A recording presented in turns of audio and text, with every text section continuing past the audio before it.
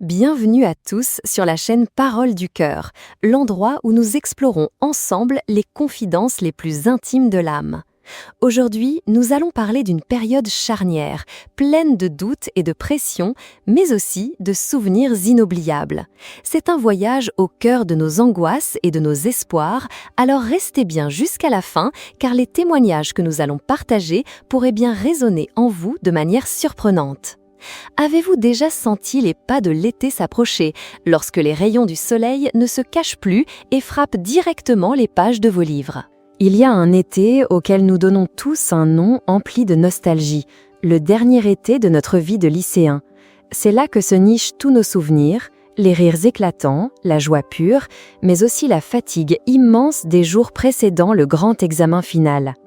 L'été est toujours là, mais cet été-là, une fois passé, ne reviendra jamais. L'autre jour, en rentrant chez mes parents, j'ai réalisé que ma chambre d'adolescent portait encore toutes les cicatrices de cette épreuve, celle que je considère encore aujourd'hui comme la plus grande de ma vie. Il y avait encore les fiches cartonnées avec les formules de maths, les résumés de littérature, des piles d'annales de toutes les matières qui devaient peser une tonne. Il y avait même ce petit tableau blanc sur lequel je suivais ma progression durant les 100 derniers jours. À ce stade, vous devinez sûrement de quel examen je parle, n'est-ce pas ? Pour moi, le baccalauréat a été un moment crucial, une épreuve qui m'a poussée à dépasser mes propres limites. Une période où j'ai découvert en moi une discipline, une concentration et une force que je ne me connaissais pas. J'espère que cette émission pourra insuffler un peu de cette force aux lycéens en terminale. Et pour ceux qui ont déjà traversé cela, que ce soit une confirmation que vous avez accompli quelque chose d'extraordinaire en surmontant une telle épreuve. Toi qui as 17 ans, parfois tu te sens encore si jeune, mais tu n'as jamais pensé à abandonner, n'est-ce pas ? Les difficultés que tu affrontes aujourd'hui ne sont que les premières de ta vie d'adulte. Réussir cet examen, c'est comme poser le premier pied sur l'autoroute de ta vie. Après cela, il y aura tant d'autres défis et nous les surmonterons tous. Pour l'instant, plongeons ensemble dans les lettres très spéciales que certains d'entre vous nous ont envoyées. La première lettre nous vient d'une auditrice qui a choisi le pseudonyme de Camille. « Papa, maman, je voudrais juste faire une pause. C'est ma dernière année de lycée. Je sais que je dois être autonome, travailler dur chaque jour, planifier mes révisions pour ne pas prendre de retard. Mais je ne sais pas pourquoi, je me sens constamment épuisée en faisant tout ça. Je suis découragée quand j'apprends des formules, puis je panique quand je ne connais pas le sens d'un mot. Parfois, je suis terrifiée à l'idée de rater mon bac. Comment vous sentiriez-vous si vous aviez une fille qui échoue comme moi ? Cette pensée ne me quitte jamais. C'est devenu une ombre qui me suit partout. Mais je suis si fatiguée. Je veux juste me reposer, pouvoir me coucher tôt pour ne plus avoir mal à la tête. Que dois-je faire, papa, maman ? Chère Camille, j'ai lu ta lettre et je ressens une profonde empathie pour ce que tu traverses. La terminale est vraiment une période difficile, plein d'inquiétudes, de défis et surtout de pression venant des attentes des parents, des proches et de soi-même. Parfois, sans le vouloir, ces attentes nourrissent la peur de décevoir qui grandit de jour en jour. Il est tout à fait normal que tu te sentes fatiguée, découragée et anxieuse pendant cette période. La pression des études, des examens, ajoutée à l'angoisse de l'avenir, peut être absolument écrasante. Garder cette peur en toi ne fait qu'engendrer un stress chronique et une fatigue constante, car ton corps ne sait pas comment réagir face à elle. Si un soir, tu te sens complètement à bout, sans la moindre once de motivation pour continuer à te battre avec tes cours, alors fais une pause. Lève-toi et sors. Fais un tour pour prendre l'air, fais une balade à vélo jusqu'à un endroit que tu aimes ou simplement marche doucement en synchronisant tes pas avec les battements de ton cœur. Sens l'air frais et observe la beauté de la nature autour de toi. Quand ton esprit se détend, le poids des soucis s'allège, laissant place à de nouvelles idées pour une dissertation qui germe soudainement ou à la solution de ce problème de maths qui te hantait toute la nuit. La science a d'ailleurs prouvé que la marche a d'immenses bienfaits sur la pensée créative. Quand on bouge, notre corps produit des endorphines, les hormones du bien-être, qui aident à réduire le stress et à stimuler des pensées positives. Le mouvement améliore également la circulation sanguine vers le cerveau, ce qui renforce la concentration et la créativité. Laisse le mouvement te rappeler que tu n'es jamais à l'arrêt. Tu continues d'avancer et ralentir un peu n'est pas grave. Ralentir pour trouver le bon chemin et mieux sprinter vers la ligne d'arrivée, n'est-ce pas? Même si le baccalauréat semble être une montagne immense et décisive, essaie de le voir comme une simple étape sur ton long chemin. Rien qu'en pensant ainsi, tu te sentiras beaucoup plus légère. Et quand l'esprit est serein, l'épreuve elle-même devient bien plus facile à aborder. La lettre suivante nous vient d'une auditrice qui a choisi le pseudonyme de L. Tété. Je suis actuellement en terminale dans un lycée quelque part en province. Mon apparence et mes résultats scolaires sont tout à fait dans la moyenne, rien d'exceptionnel. Je ne saurais dire depuis quand, mais j'ai l'impression de ne plus être la même personne qu'avant. La jeune fille insouciante et pleine de caractère qui entrait en seconde, pleine de rêves, semble s'effacer peu à peu. Aujourd'hui, je suis constamment perdue dans des pensées sombres. Mes amis aussi ont remarqué que j'ai changé, et malheureusement, pas dans le bon sens. Je le sais, je le sens moi-même. Mes sourires sont devenus forcés, la joie spontanée d'autrefois a disparu.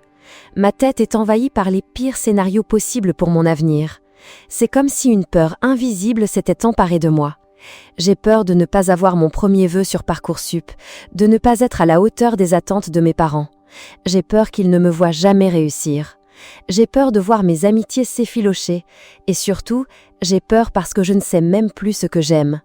Je suis devenue indifférente à tout, perdant le goût des choses qui me rendaient heureuse avant. Est-ce que c'est la pression du baccalauréat qui est en train de me voler mon identité ? Je veux tellement que mes efforts soient récompensés par un résultat à la hauteur, mais pour l'instant, rien ne vient. J'espère de tout cœur me retrouver le plus tôt possible. Chère LTT, sache que tu ne t'es pas perdu. Tout ce qui te constitue est toujours là, en toi. Simplement, à certains moments de la vie, certaines facettes de notre personnalité doivent se mettre en retrait pour laisser la place à des priorités plus urgentes. C'est la même chose pour les émotions. Il y a des périodes où la tristesse et le vide semblent nous envahir, car la vie est faite de hauts et de bas. Le fait que tu sois consciente de ce changement est une très bonne chose. Cela prouve que tu as une réelle volonté de t'extraire de ce chaos intérieur. Je sais combien il est difficile de jongler avec ses émotions et ses relations pendant cette période. Je crois que nous sommes tous passés par là. Arriver en cours, ces derniers jours de terminale semblent si lourds. On a mal dormi la nuit précédente, on n'a toujours pas résolu ce problème de maths donné par le prof la veille. Nos émotions sont un immense point d'interrogation qui nous vide la tête, nous empêchant de rire avec nos amis.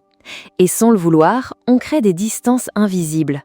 Et comme tout le monde vit la même chose, on finit par s'éloigner les uns des autres. Mais puisque tu en as pris conscience, essaie d'être celle qui fait le premier pas pour préserver tes amitiés. Chéris ces derniers jours de lycée, chéris tes amis proches, et même ces émotions confuses, ces sourires forcés et ces larmes qui coulent sur tes joues. Car bientôt, tu n'auras plus ces journées qui tournent uniquement autour de la famille et des amis, ces jours d'insouciance avant d'être happés par les réalités de la vie d'adulte, les questions d'argent et de carrière. Les amis du lycée sont différents des relations que l'on noue plus tard. À l'opposé de LT, qui ne sait plus ce qu'elle aime et se sent détachée de tout, l'auditrice suivante, Sony, a elle trouvé sa passion, mais se heurte à l'impossibilité de la poursuivre.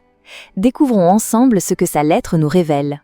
À 17 ans, je n'ai pas choisi de dessiner mon propre rêve, mais de continuer à colorier celui de ma mère.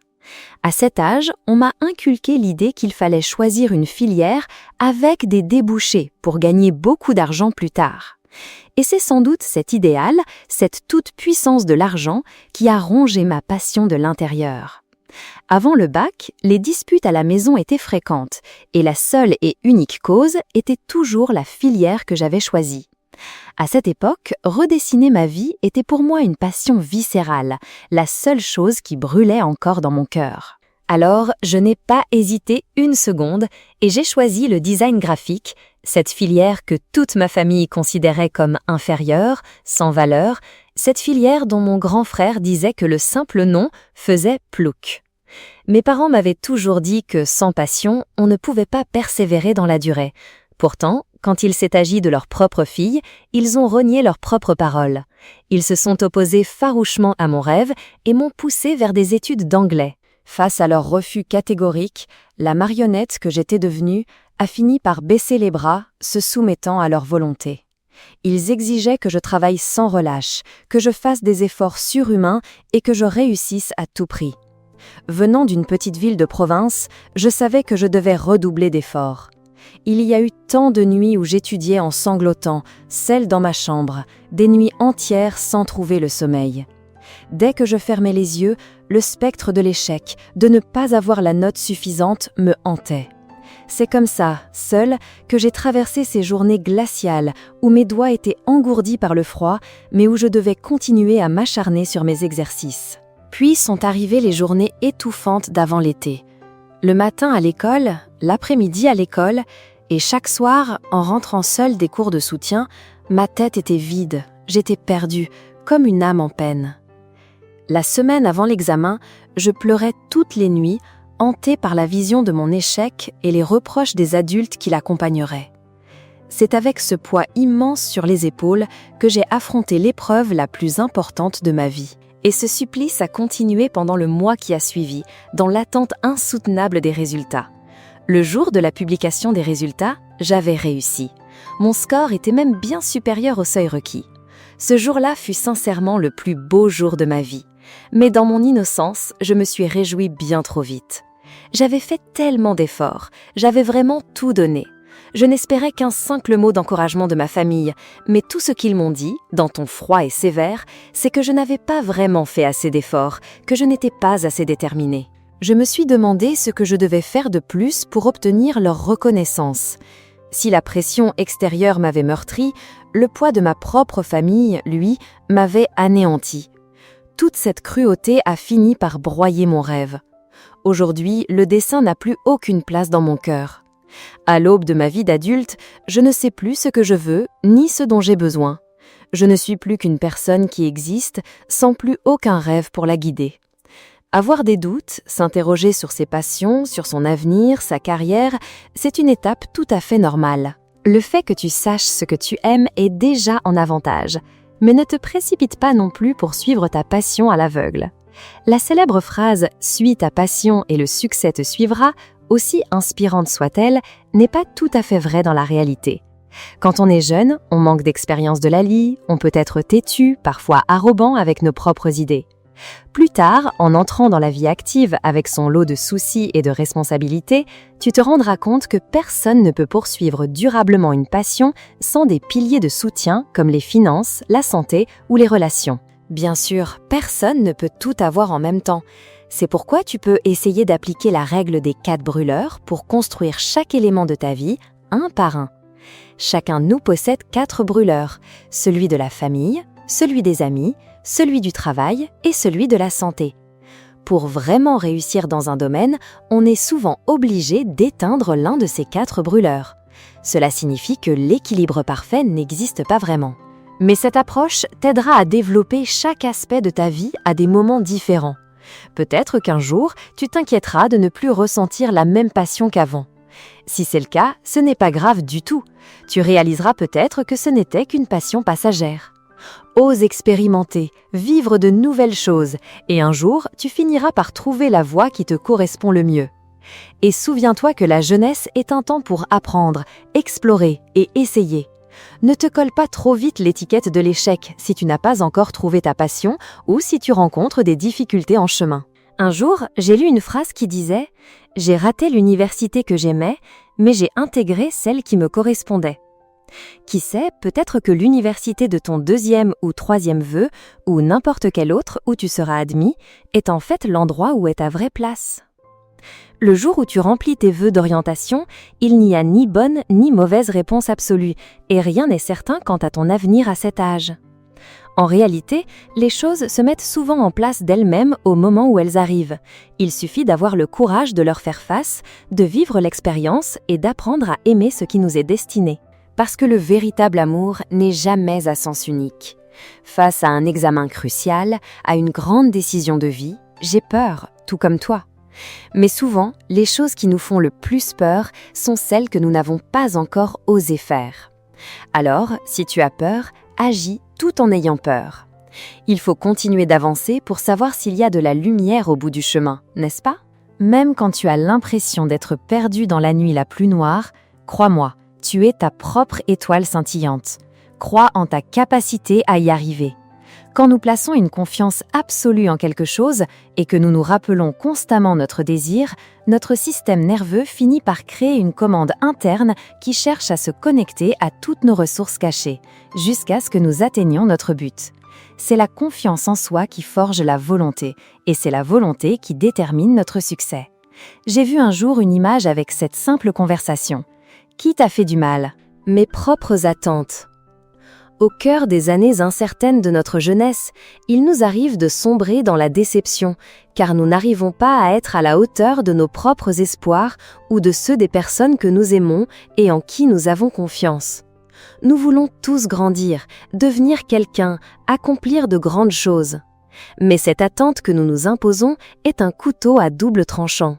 Parfois, elle nous donne la force d'avancer et d'autres fois, elle nous plonge dans un profond désespoir. Que nous soyons jeunes ou plus âgés, encore étudiants ou déjà adultes et indépendants, les attentes de nos parents s'estompent peut-être, mais celles que nous avons envers nous-mêmes en tant qu'enfants restent à jamais gravées.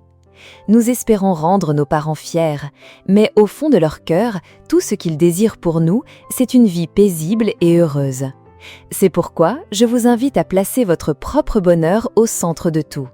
Ainsi, chaque difficulté, chaque épreuve vous paraîtra plus légère et prendra une valeur nouvelle, plus profonde que jamais.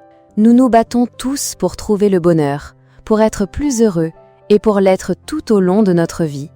Une pierre précieuse est cachée dans la roche, une fleur de lotus éclot dans la boue.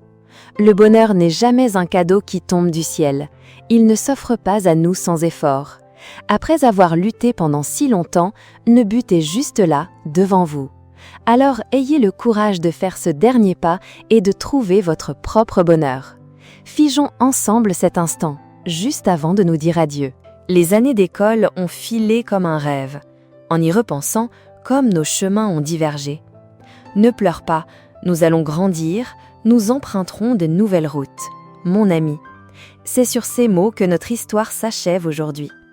Si ce message a résonné en vous, n'oubliez pas de laisser un pouce bleu, de vous abonner à la chaîne Parole du Cœur et de partager cette vidéo pour que ces mots puissent toucher d'autres âmes.